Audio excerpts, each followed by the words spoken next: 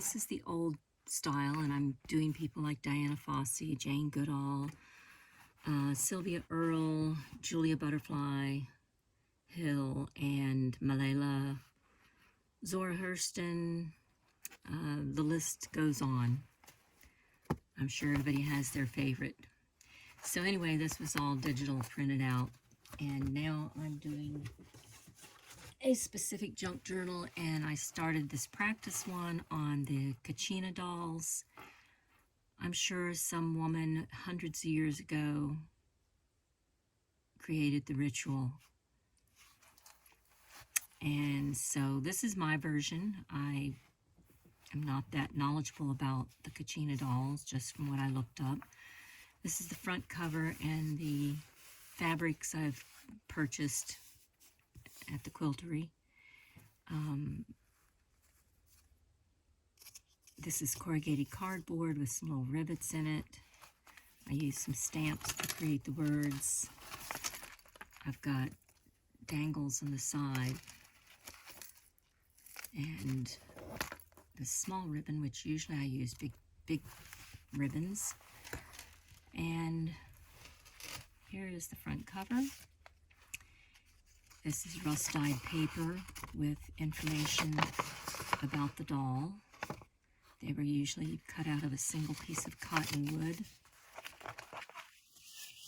Needed a pocket and some collage in the background here. And this is a little Mamagami journal. It's a brown paper bag with gel printing on it, and then done the Mamagami process. And it's just blank paper. Literally, you can write with an ink pen over top of everything that's here. And I've stained the edges in the turquoise.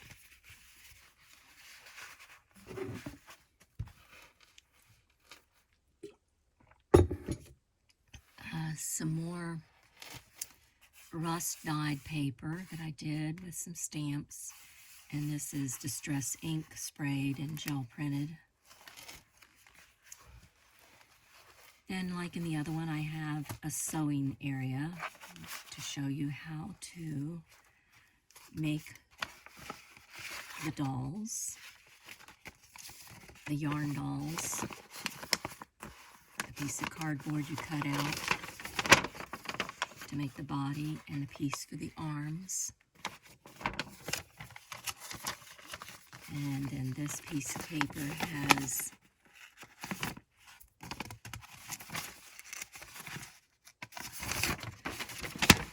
the clothing you can make for it out of fabric. Most of the dolls I have are crocheted clothing on it. And you can use any scrap pieces of fabric to make an assortment of clothes.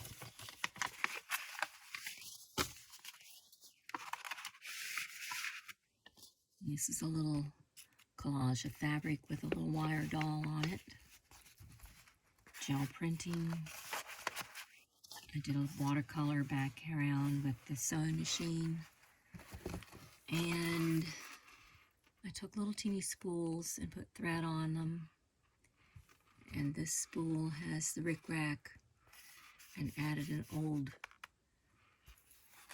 snap card from the store. Well, it wasn't from the store, it was from a bunch of vintage stuff people gave me. And this will be the birth certificate. And I'll add the name in here, and then you fill out who it belongs to, whoever purchases this. And my signature at the bottom. Then in here is coloring pages for the Zuni dolls. Many of the traditions had similar dolls with rituals to them. And this is the Hopi dolls.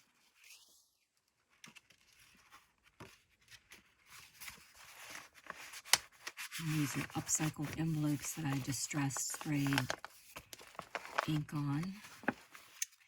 And a place for writing. And then also I like to promote gardening and earth things. This is stenciling and fabric. And then this is a fabric backgrounds from a bunch of donated fabric I just got. A little wheelbarrow with a seed packet in it. And then the background here, the dirt is actually cinnamon and Mod Podge. And there is a piece of wire wheel. And then there's two signatures of just writing paper. And has a fabric binding at the back. And the papers are all assortment of this is avocado dye, this is beet dyed, this is tissue that is cleaning the gel print on, dictionary page, eco printing of leaves from the 500-year-old tree, and some more rust paper, some faux rice paper. It's very thin paper, and it's got ginkgo, no, it's got a clover leaf, shamrock leaves. And then this is vintage paper from an 1882 bank ledger, faux rice paper. So at the end of these, I wrote down rust paper, chickapin oak tree,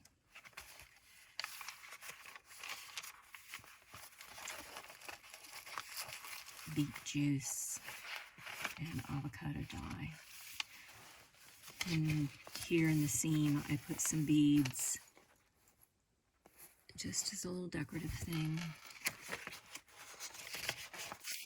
And this is pressed coleus leaves.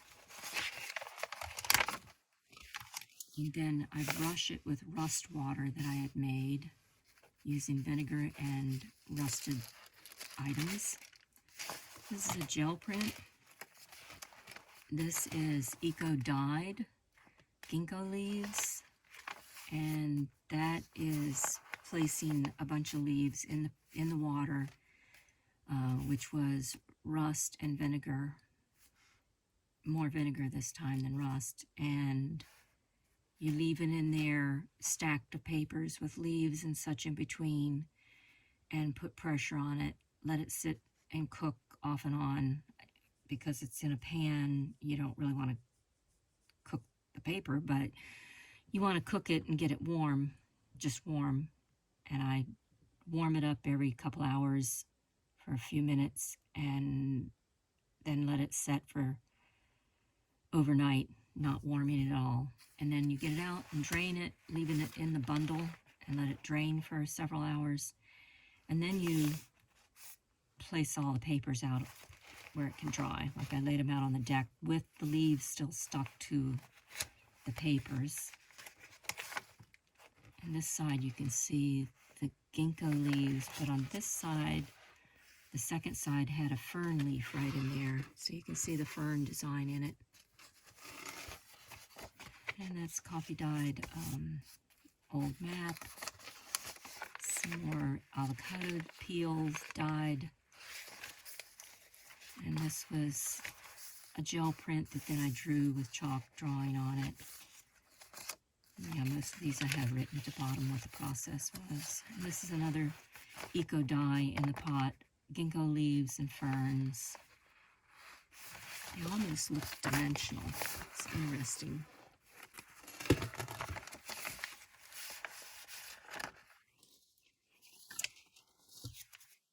And then at the back, I have recycled envelopes. And you cover them with assorted things. This is all napkins. And each one of the envelopes, I have a little treasure of items put in there. And you can write on the back of each one of these. This is a napkin.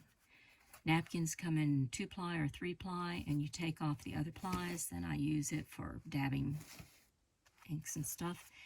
And the top ply you just glue on with a solution of Elmer's glue and water. And this is a Zendoodle with a dragonfly. And that's photo paper and ink, permanent ink. And this one has some faux rice paper using the leaves and tissue, and a little collage.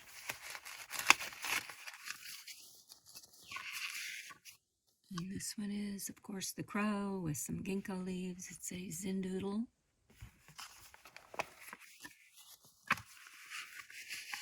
And this envelope had a lining in it, so I thought that was kind of pretty.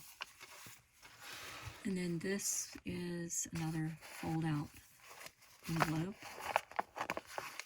And there is a couple stickers. This is a gel print, and then I have a wrapping paper that had all these little women on it from the 50s. And that is about it. This is a napkin, and this is a napkin. And in the very back, there's a pocket and a leaf with a gel print that I used a stencil with. And this is, I believe it's rust water dyed. And that was a gift from a Happy Meal package I got from another journalist. This is from an old dictionary, and I copied it and then splattered it, printed it on linen paper, and this is where I wrote a little bio about where I got the idea, starting at 6 years old, making these little yarn dolls. And then that's the back of the journal using the purchased fabric, and around the edge is gel printed with gold metallic paint. That's my Earth Child, the Kachina doll.